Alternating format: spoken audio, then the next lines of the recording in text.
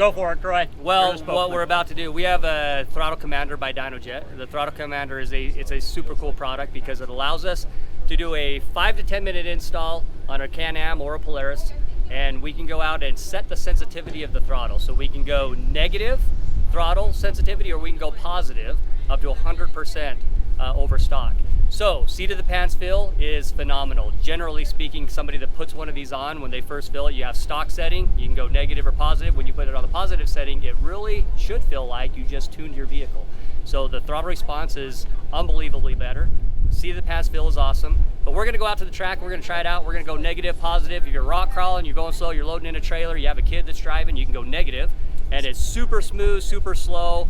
They can't like whiskey throttle, nothing, because it won't go, it won't do anything. So there's advantages either way you do it. If you unplug the device, unplug the switch, it'll actually stay in the last setting you left it, so it's like a valet in a sense. So we're gonna go test it out, see if it actually works, see the pants feel, and see what you think.